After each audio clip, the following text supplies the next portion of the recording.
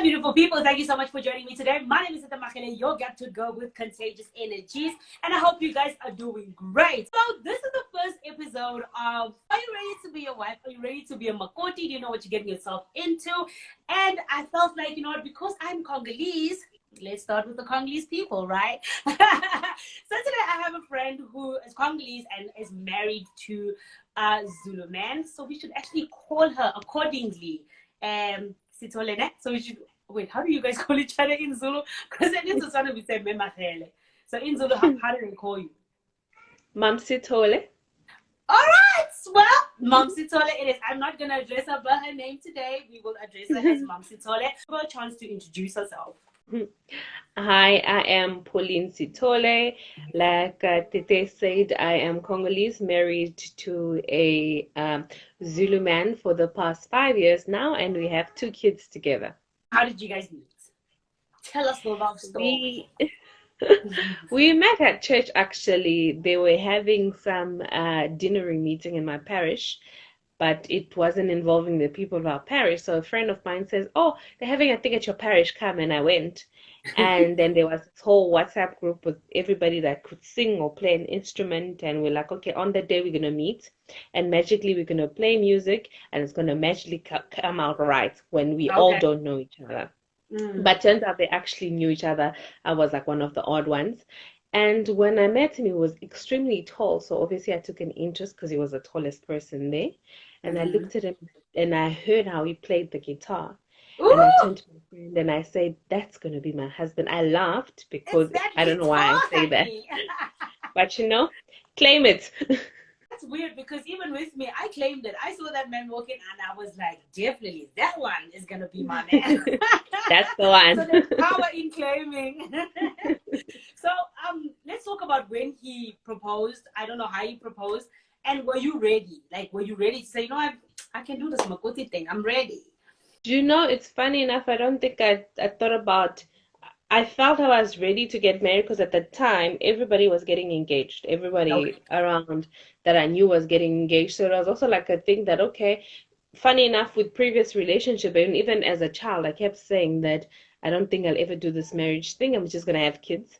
But at that point in my life, we hadn't been together for that long, but I just felt as if I was ready to get married because I didn't know what marriage was. So when he proposed, I remember he took us basically on a reenactment of our first date. And I was messaging my sister-in-law and I was saying, "Oh, we're having such a nice date. It's very, very similar to the first date we ever had. This would have been a perfect day to propose." And he actually got down on me and proposed. Oh, sweet. So did he do the whole go down on one knee, flowers, music? There was no flower, but it was going down on one knee in a very public place. Luckily, people didn't make a scene. But yeah, at that time it was so exciting. We're gonna get married. Because you think more of the wedding day and living with your best friend, and yeah. What are some of the expectations that you think his family had for their Makoti? I think with his family, they were actually very excited because he stayed single for a very long time. I think he introduced his first girlfriend when he was in mid-20s, and they didn't like her because she already had a child, and that didn't work out. So he never introduced anyone else to his family, though he did date. So for them, at some point, they started thinking maybe he's going to become a priest because he's so quiet. So they were so excited to see that he had a girlfriend. And when we were friends, they were already claiming me as a Makoti when we were actually just friends. And so when he proposed into existence. So when he proposed, they were very excited, and at that time, there were no expectations yet. We had a very long engagement process, and because of the fact that I'm Congolese, my priest said it was going to be very difficult to marry us legally and in the church at the same time, so we should go ahead and get married legally while we're waiting for the church wedding. After the legal wedding happened, then the expectation just kicked in. And what were some of those expectations?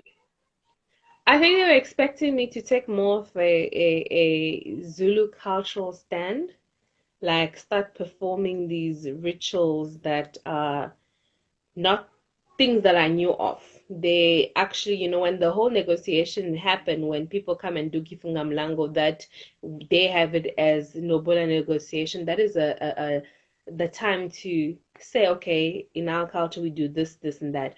But at that ceremony, no one mentioned anything. And then post, Mm-hmm. when I was already legally trapped, I always joke with him. That's what I call our our legal wedding. Then these expectations of, putting nyongo on, having kids that are gonna wear spandlas, slaughtering, those came in. Luckily, they are not so much into the whole cotiza thing where you go and you clean, because my mother-in-law had a mother-in-law who made her work hard. So she Okay. tries her best to not to be a very hard mother-in-law, but Mm-hmm. they didn't realize just the adjustment, even if the person is a wonderful person, just that adjustment, because the way things are done in your home is not the way things are done in their home. Their So home, there's yeah. still that unexpected hardship And that also the comes. transition is very difficult because now on this side, you know everything that is expected of you, you know what to do. And then on the other side, you have no idea of what's expected of what you need to do. So that's like you're going in blind. Just the wedding itself had tension and potential for fights, but I think I was one of the lucky ones. No, I Why swear, I don't know how we didn't fight. I is it honestly because of don't the know how we didn't difference? fight. Because of the difference, because first of all, in our culture, we just pay, you pay to the woman's side, that's it. Mm. In their culture, you have to pay to the man's side, which they didn't mention up until it's You have to closer to the pay. wedding. Not pay, but bring blankets and bring Oh, this okay. and that. What is that process So, called? Umembeso or something? Is it that? umabo. Umabo. Okay. What's But I've umembeso? actually, I think it's when the man comes. I am You not think? Zulu dictionary out for me. But I've also noticed that different people call it different things, to be honest. Okay. Because I've seen people call umbe, and I'm not going to pronounce, and become, and people come and correct me and attack me. No, it's fine. You can just um, correct. They can just correct it in the comments. There's no attacking here, please.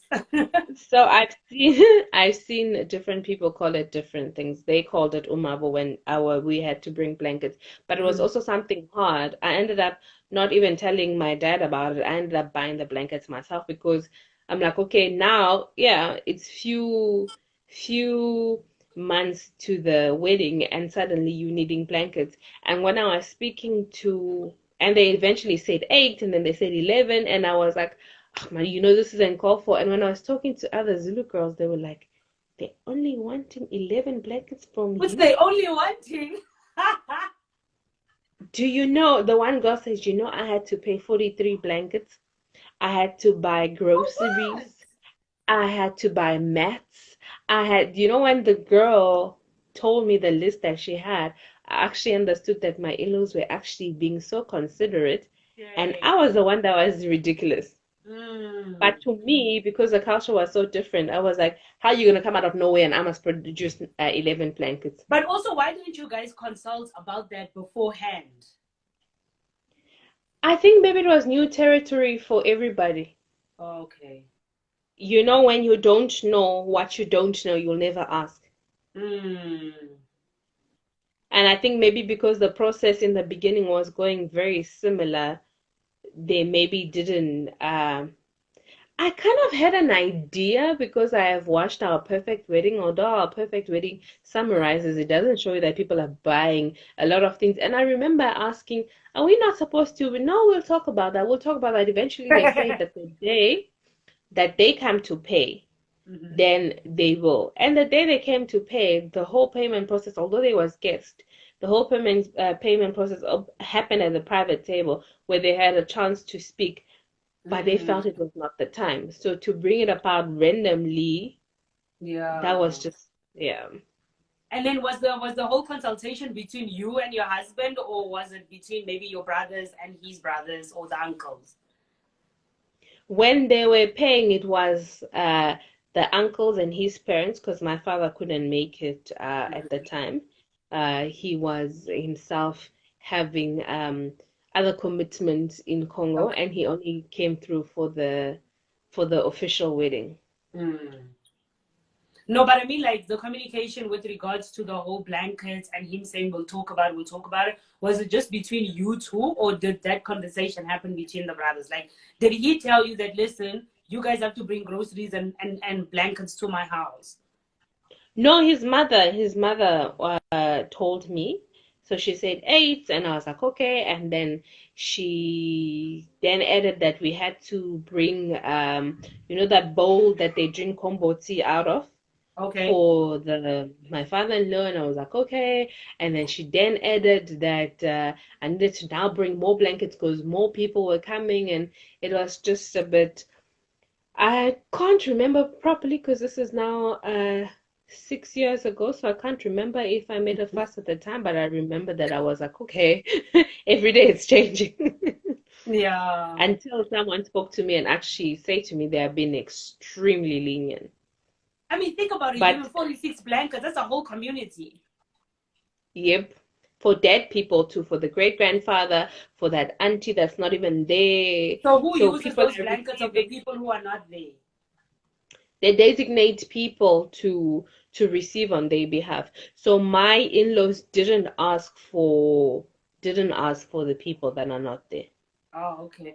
And then you guys Yeah. didn't have to take, okay, but maybe, because I remember when I went to my brother's wedding, he had to take goats for like the parents and what. Did you guys also do that? No, my parents apparently were no, I think they bring goats to the goat is for also one of the things they've sprung upon me after I was already legally married. The Mm. goats, um, the main purpose of a goat, because they deal in cows, but the goats is you present to the ancestors, then you slaughter, and then you take the nyongo and you put on the head to introduce the The husband or bride. the wife to the family. Hmm. So they had a goat for me, but we never had a goat for them because we don't do that in the culture, in Yeah, our culture. So it yeah. was also one of the things that, oh, I wasn't ready. I remember on the morning of the wedding, they were like, okay, she's ready for the nyongo. And I'm like, I actually cried. I was like, what is this? You, oh, What shit. are you wanting to put on me? You die. And did they not take offense? They did, but what you gonna do on the wedding day? You're not gonna make a scene. Yeah, that's true. But then, I mean, they would probably be like, she has to do it. It's culture. And you would just be like, okay, I'll do it. I'll make a scene. My in-laws are not people that make a scene, so we just received the 9-page email about it after 2 weeks. The 9-page email, not even a WhatsApp message. No, a 9-page email. No, because the WhatsApp message was like you've exceeded your characters. Oh yeah. But with email you can't. So you say that was the one of the, oh my god, I'm not gonna do this. But did you ever have another experience where they wanted you to do something and in your gut you knew you could never do it, but you did it just so you don't offend them?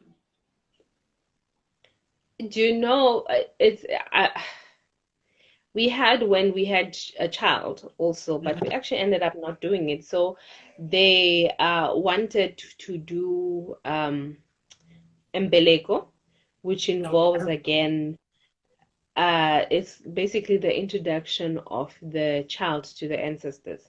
Okay. So maybe let me go back before people think that, okay, you marry into this culture and you now refusing to do all these things. Let me just go Everything. back. Yeah, let me go back to the history of when me and my husband met. When Okay. we met in church, a Catholic church. Mm. I had been in a relationship with someone that is not Catholic. So one of my conditions now was I was going to be with someone completely Catholic, and that I was going to be with someone in a similar culture than me so that we don't have arguments. My Mhm. husband had been in a relationship with someone that was a Protestant, so it was still a Christian.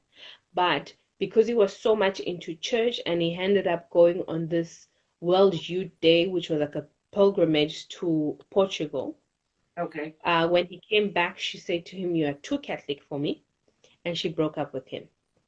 Wow. So now, 3 years later, he met me, and I was still with the guy that I was when we met. And then I was chatting to him, and I say to him, chat to you later. My boyfriend's calling me downstairs. After a few hours, I went back to him and I said, I just got dumped for being Catholic. I got dumped there. Right. And we laughed about it because it's like a similar thing. Mm. We laughed about it and I said I was going to take you out for coffee. So we went Wow. out for coffee and we actually became friends. We didn't date. Mm. We actually became friends based on the whole both being having issues in our relationship And because being of our dumb. relation. Yeah, although I went back and forth with that, not going to go into those details, but I Okay. was friends for him with him for a year and a half while Mm-hmm. I was in this on and off thing with someone of a different religion. So when we eventually decided to get together, I did ask him, does your family practice all these Zulu ritual? And he said they don't.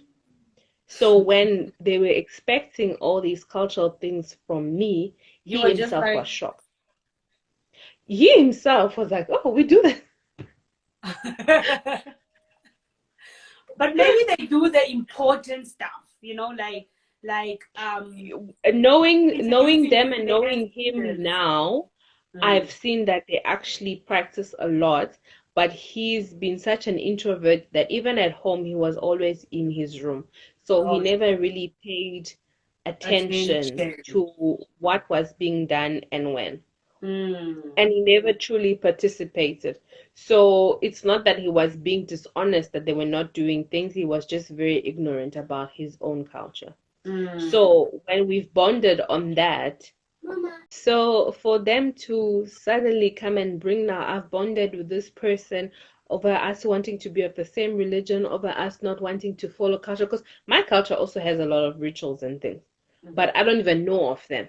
So Oh, now when you're bonding with someone that is so similar and has the same uh values as you, and then all of a sudden it's like, okay, but you're getting married to a family. And I think as a Makoti, we don't even realize that when someone is proposing, like, I'm getting married to this man, yeah. you don't realize you're marrying his mother, you're marrying his father, you're marrying his brothers and his sisters. Everybody. You are taking The distant everybody, aunties and uncles, everybody.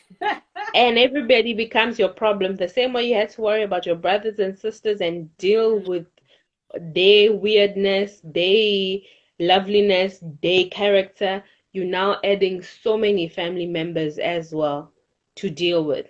Mm. And don't you think it's a bit unfair that with us it's a thing of, but they expect me to do this and they, okay, I think also because with the guy, it's easy. With his in-laws, there's not much that is required of him. But because there's so much required of us, as Makotis, we kind of forget, like you mentioned, that when a man proposes, you get so excited, you think about your wedding day, your white dress, your pictures, your videos, you You're don't think living long with your term. best friend You and don't you're going think to have long perfect term. kids. Bruh.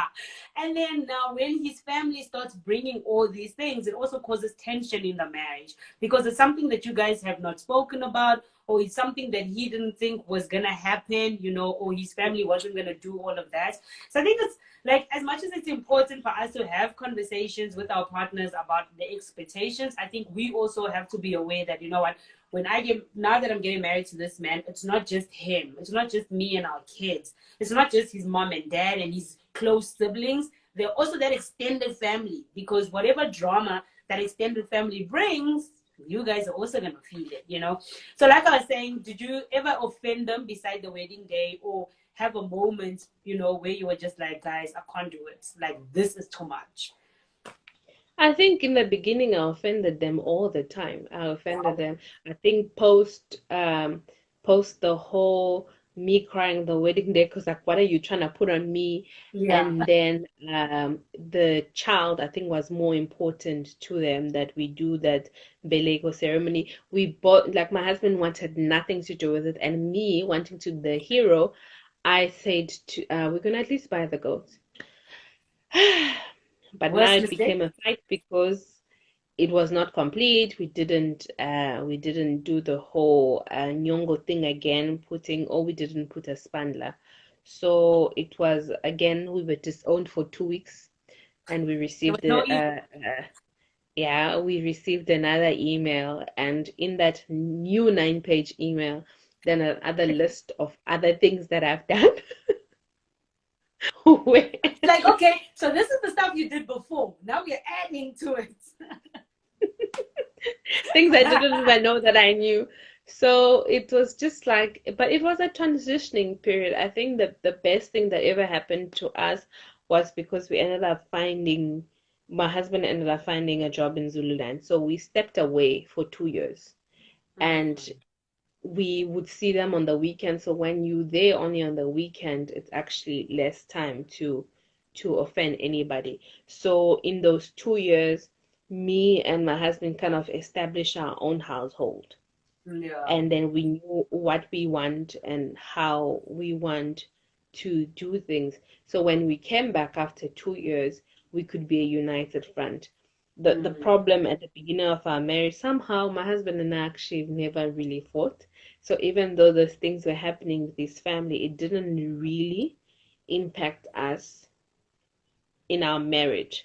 Mm-hmm. I would get upset, but apparently he has emotional intelligence.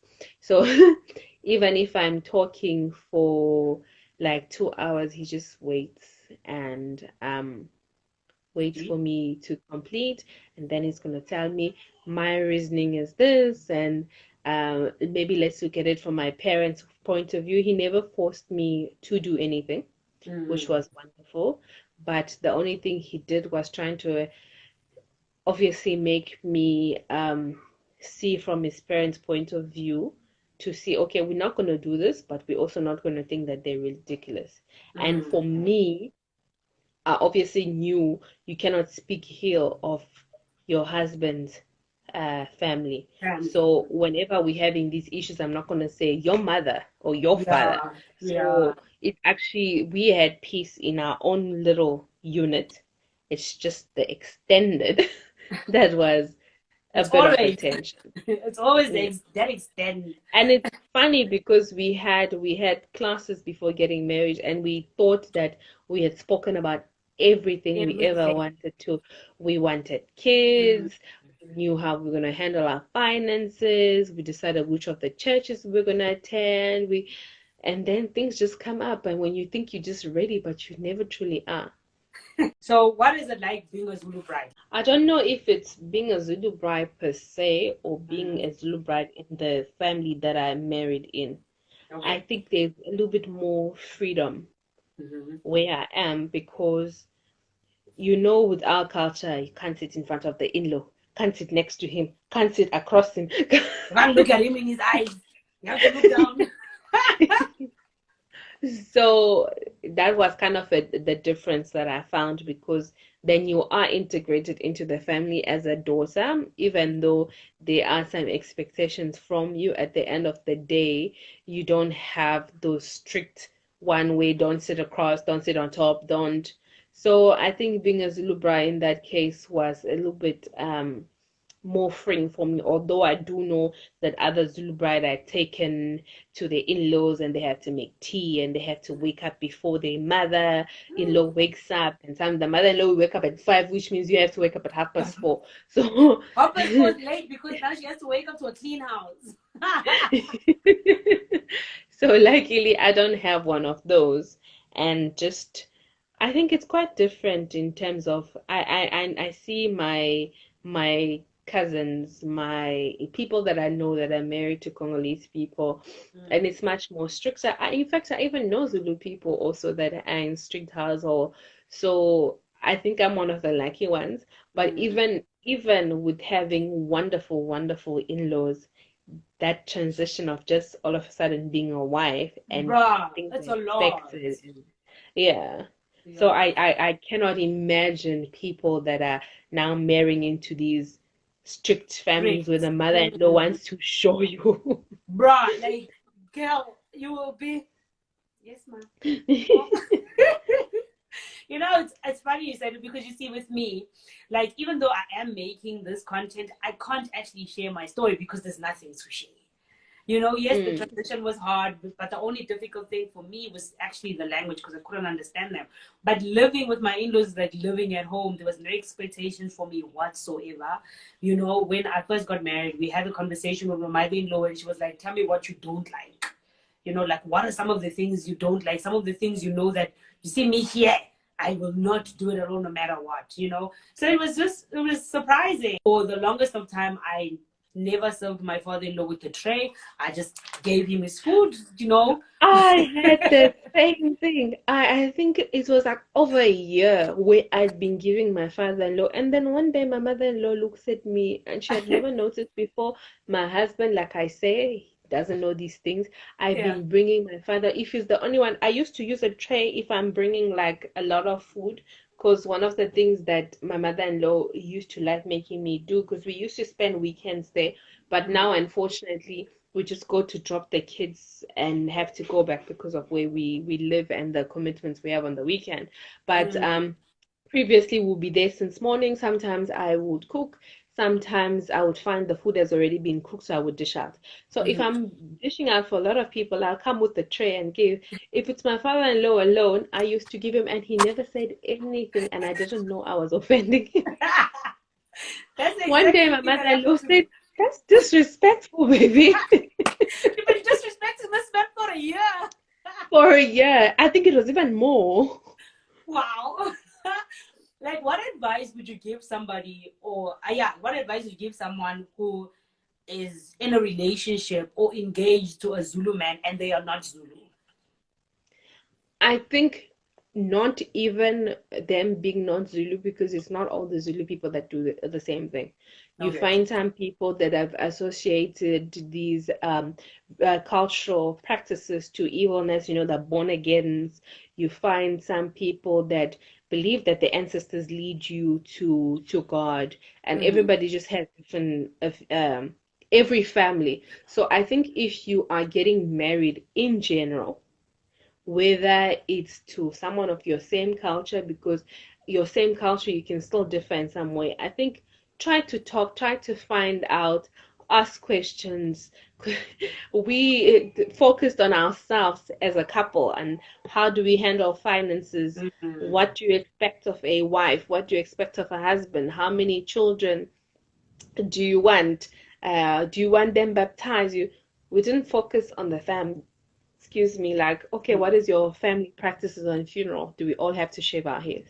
What is Mm-hmm. your family's practice on the birth of a child? You're right. What is your family's practice on buying a new home? Do we have to slaughter and put the nyongo again all over the house? So if you are getting married to anybody, find out how the family handles events, important events that will impact you, like the wedding. How do you welcome a bride into Mm. your home?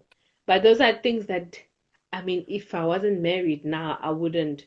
You If you wouldn't can think send me of. back into, I wouldn't think of. It's just being married. So Mm-hmm. luckily, I think also you have to make sure that you're getting married to someone that understands you and someone that would stick up for you, Yeah. because my Mm-hmm. husband could have just said, "Hey, hey, these are my parents, do this thing." Yeah, and it's culture. It's my culture. You have to do it.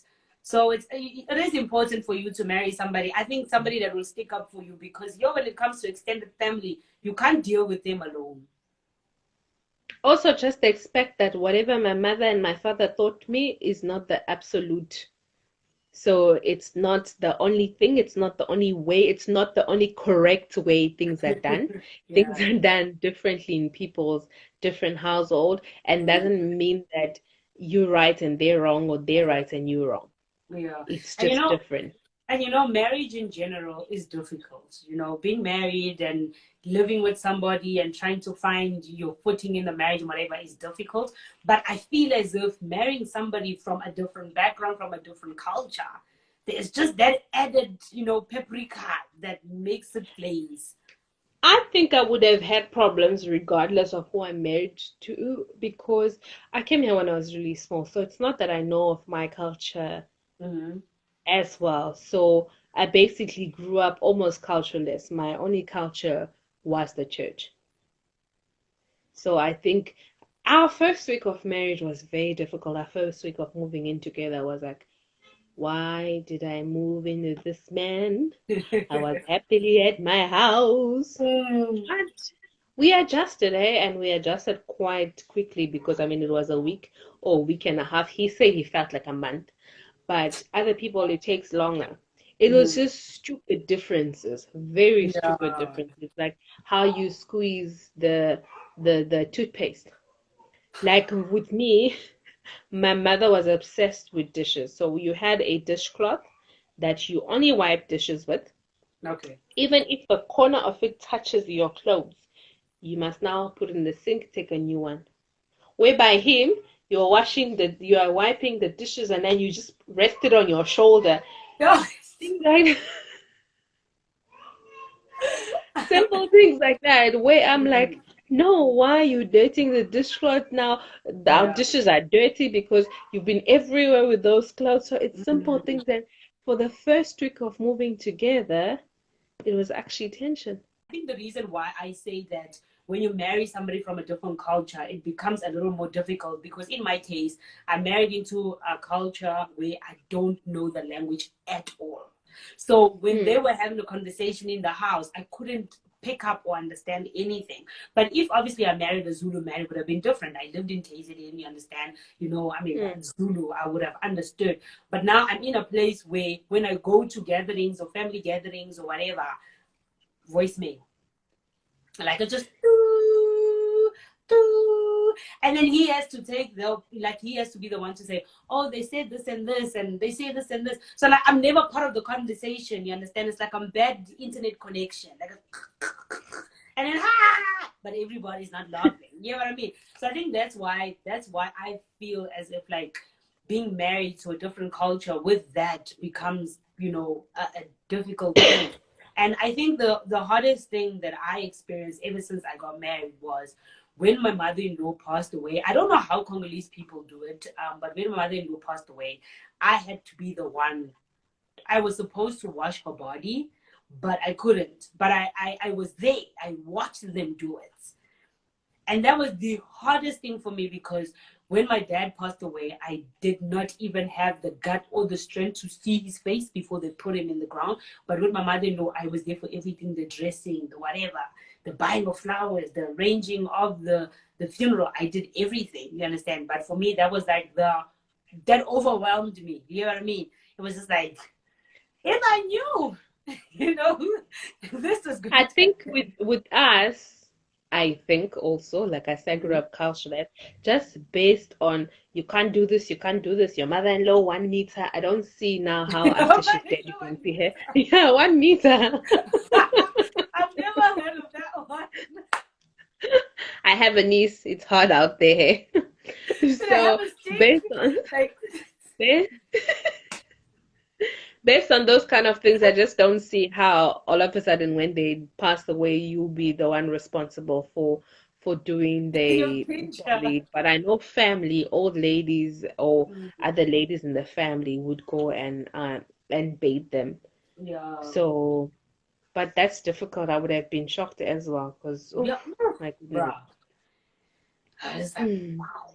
It was a lot. It was a lot. It was a lot. I don't really want to lie to you. It was a lot, but hey, it needed to be done, and I had to be the one to do it, right? So, in conclusion, just based on the conversation we have, just give us a conclusion of saying, hey, nah, I'm a Zulu girl. I think with marriage, when this man is proposing to you, not to take away the excitement, but Mhm. I think sometimes people are always like, oh, I'm ready to get married. You're never ready.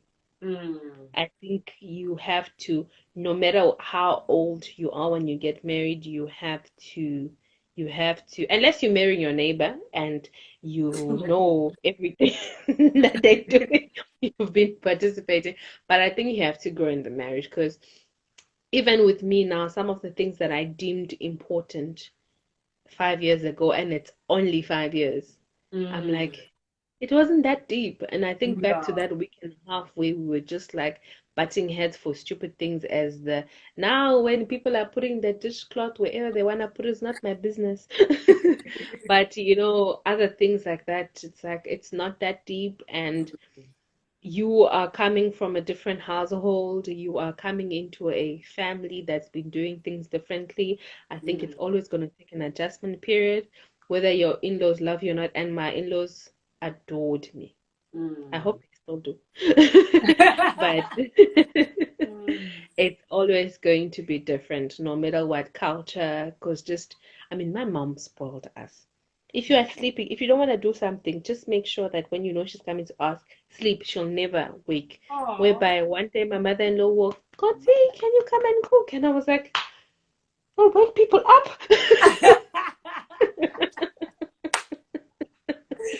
No, I like it. My mother never So played those games. your mother woke you up. Bruh, yo. I always said, I always said to my mom, I was like, if I had to be my brother and I'm bringing my wife to be your daughter-in-law, I'd just be like, Mukel, where you are going, you must be ready. Hard.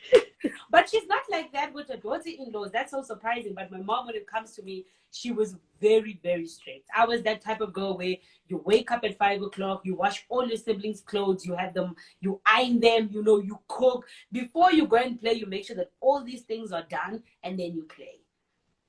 I think I also had like the short hand of the stick because I had a mother who took sleep very seriously, and Mm. then I am the first daughter-in-law. Oh, The wow. others, my brother-in-law has two women that bathe his kids. I don't want to use the other word because some people find it offensive.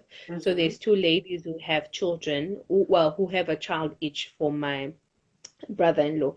They Okay. come once in a while. And I don't know if they are in competition with each other or they're just hard workers, but they come, they will clean from the moment they've entered. They will go into rooms and clean. They will go and cook. They will be washing dishes. They will be, so it was like, And now you, you you, come. and you are just there, like, okay, This is what we do here. count me out, mark me absent. So it's like also for my in-laws, it's like okay, it's our first daughter-in-law, our first proper daughter-in-law. She's Mm. from a different culture. She works because that's also a thing. Hey, I think Yeah. if you live with them and you don't work, you have time to do these things. Mm. But for me, after a 12-hour shift, I'm not being ridiculous. I'm Yeah. legit tired, which is Mm. why when we went on Saturdays, I could cook, but I'm not gonna cook. They also have a lot of people in the house, so they didn't force me to do, but sometimes I wonder, do they want me to do these things and they just Like, don't let know me how? just do it, just in case. But yeah, I think you're never ready. You're gonna Yeah. discover things. Hopefully you marry to a good family like mine's, and whatever you're discovering is mild, but at the time they felt big. It's mild. It's mild You now, know, 5 years in.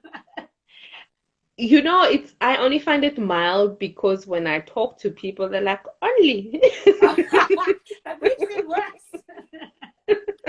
That gives you comfort.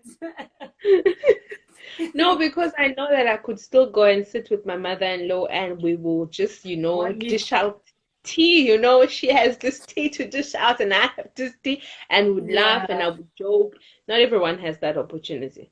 I think in a marriage, right? Like nobody's perfect. None of us are perfect, but together we just try, to say, okay, these are my boundaries or whatever. But I feel like if you guys are a team, and you make sure that whoever's mother says what or whatever is not going to shake you guys. You're going to consult about it, and together you're going to see how to move on. Because I think the problem comes is your mother said this and she expects me to do this, so you don't marry me for that. That's why you paid your lobola. You get what I mean?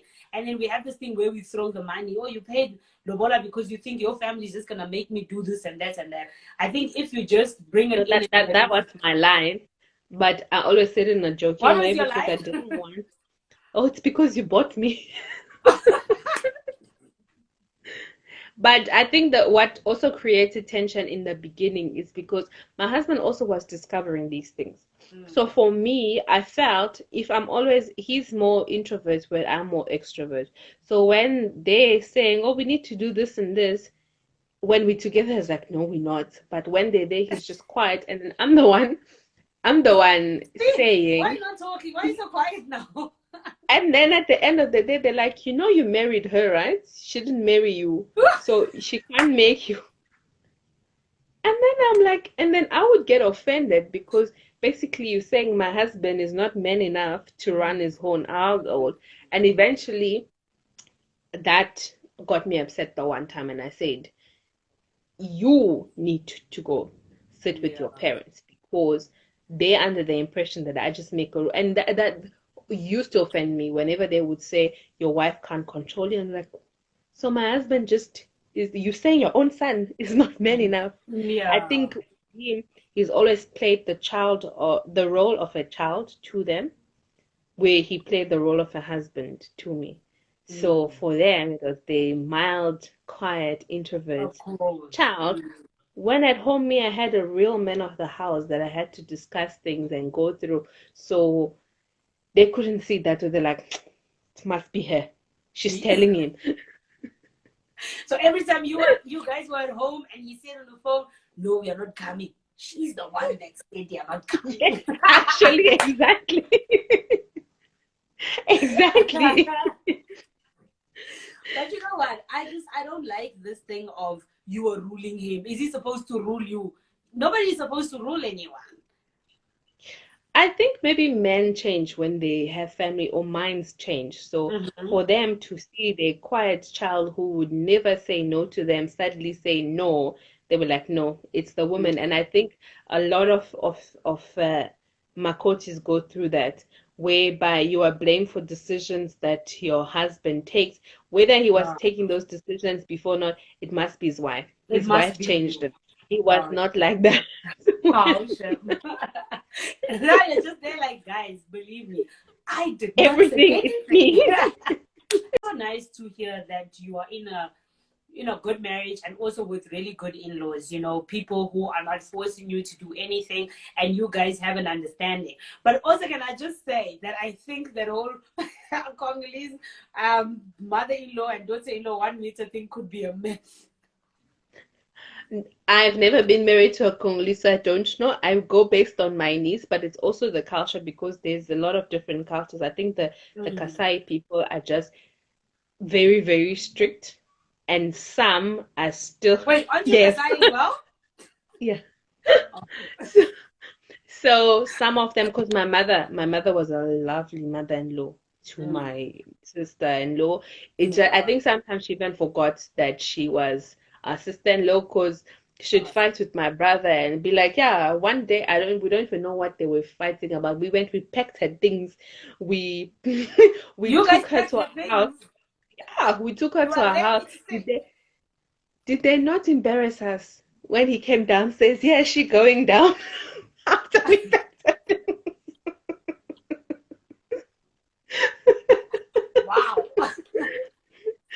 So it's just, but I do have a niece who her mother-in-law can come in the room and say, you know what, I need to talk to my son, leave.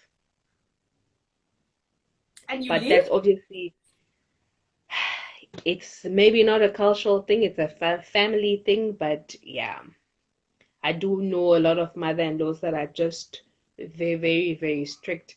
So I think becoming a wife, just pray, actually.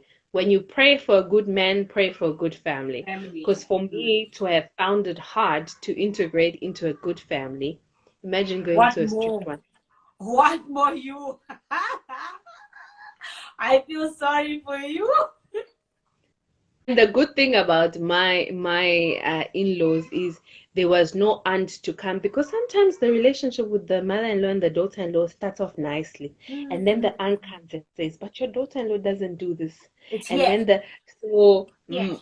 all the aunts, I think, were very old, and There you shame go. some sadly passed away. Mm. From my father-in-law's side, not really around because they're here and they're from Newcastle, so never had someone to come and tell them, but a daughter-in-law must be like this. A Yeah. daughter-in-law must be like this. Mm. So I was lucky enough, but not Mm. everybody is.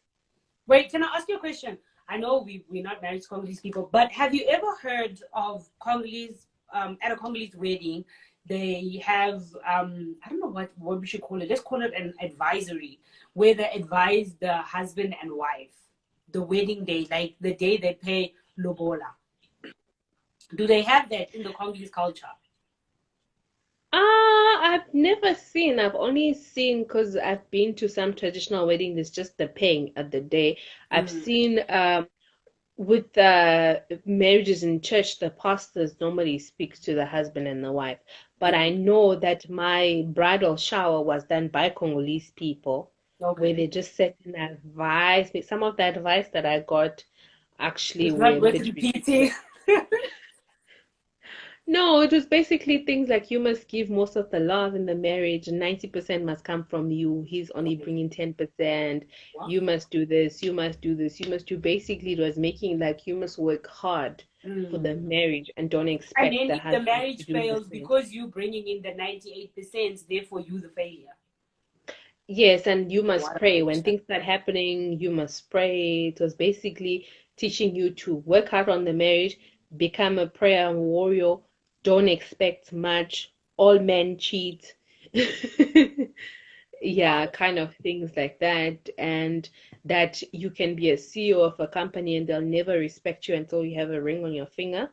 I Wow. took some of their advice in, the ones that I felt were good, and you take what you Mhm. have, you filter what you like, and yeah.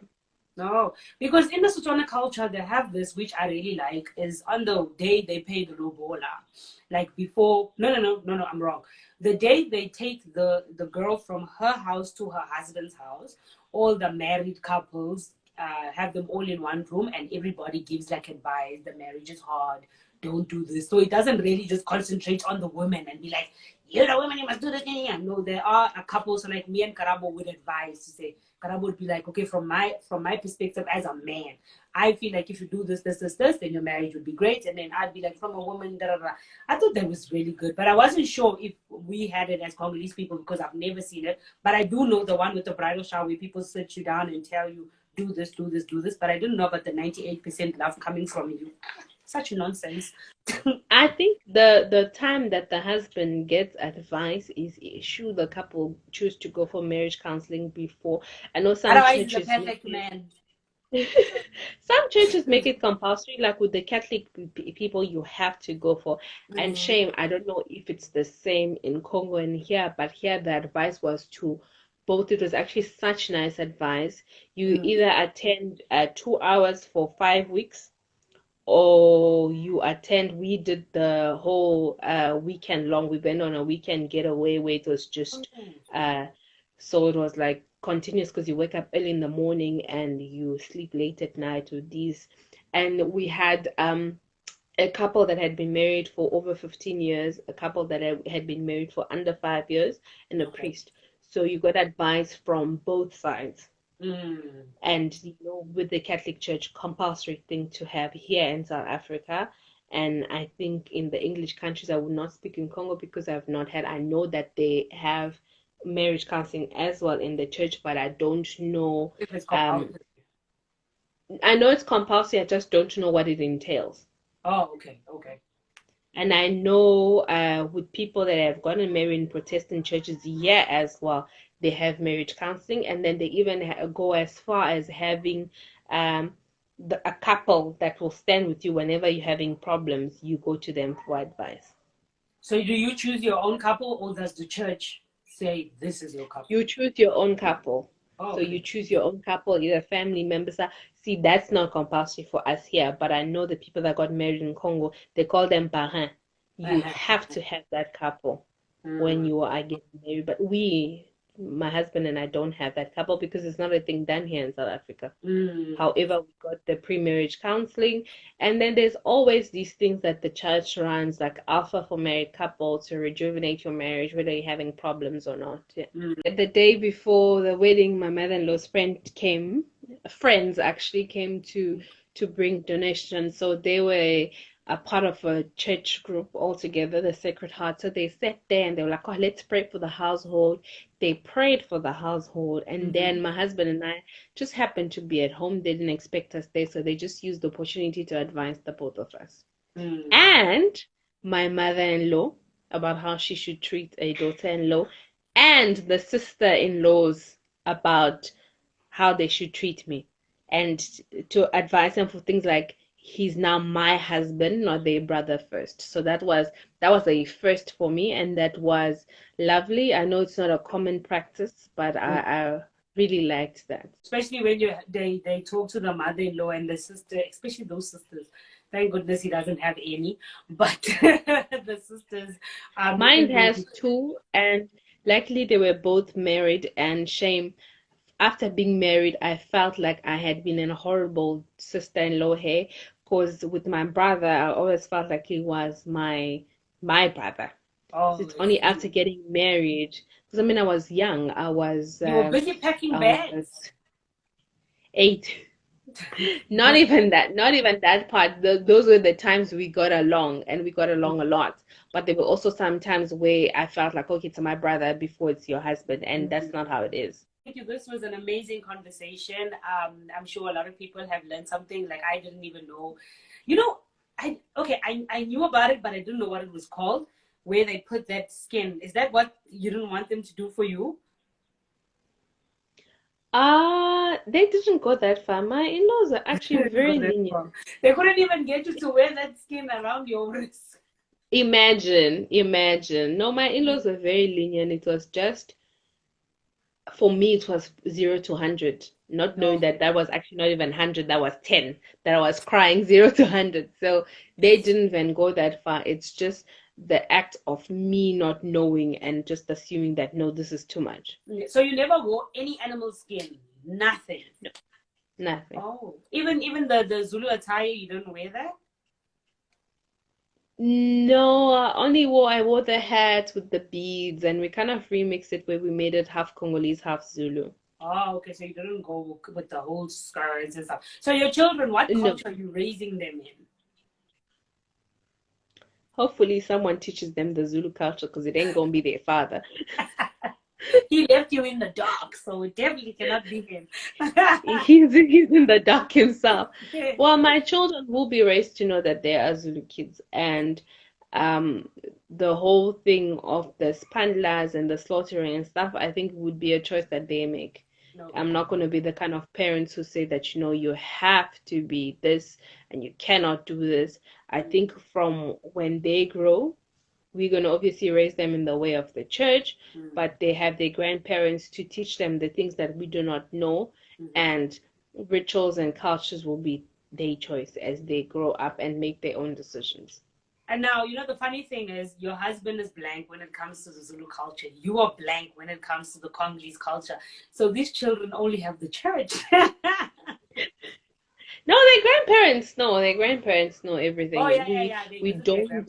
We don't think that any of the things is evil.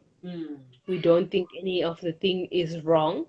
We just find them a bit, when somebody's just coming and telling you must do this. Yeah. So for me, it was things that I found that were unnecessary, things that I found were shocking. But if the kids want, because we don't cut contact with the in-laws, they see them every week. Yeah. Like my son, I think, would choose his grandmother over me any day.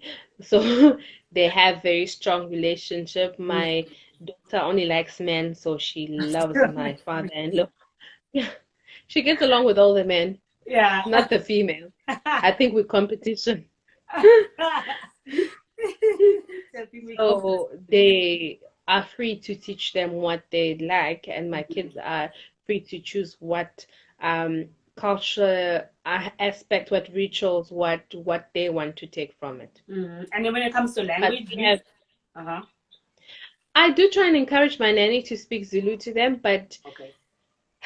Caleb embarrasses me. He'll just come, "Hupanga wena, akutata wena."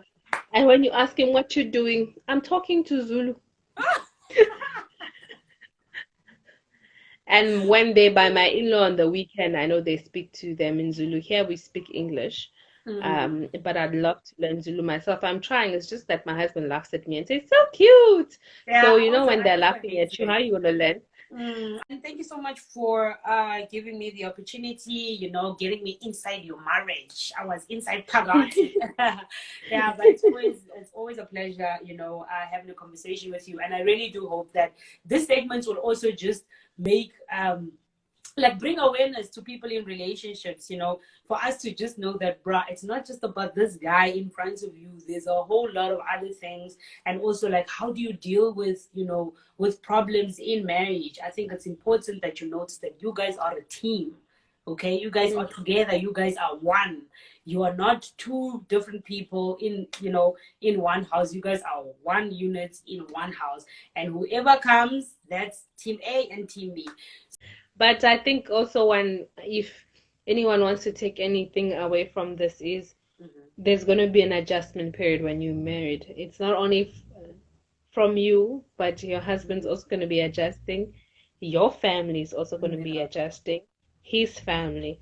I think the only reason why he never had so much from my family was my mother is late. My father was in Congo at the time. And then the people that were here were young. They don't care. Yeah. So if I also had like parents here, he probably would have had his own stories to tell. So it's just gonna be an adjustment period for anybody, for everybody, Yeah. and not to lose patience with each other. Remember that you're a team, and remember that everybody has good intentions. And then now we're in our happy period where everyone is just adjusted. I mean, Wait, took long enough, but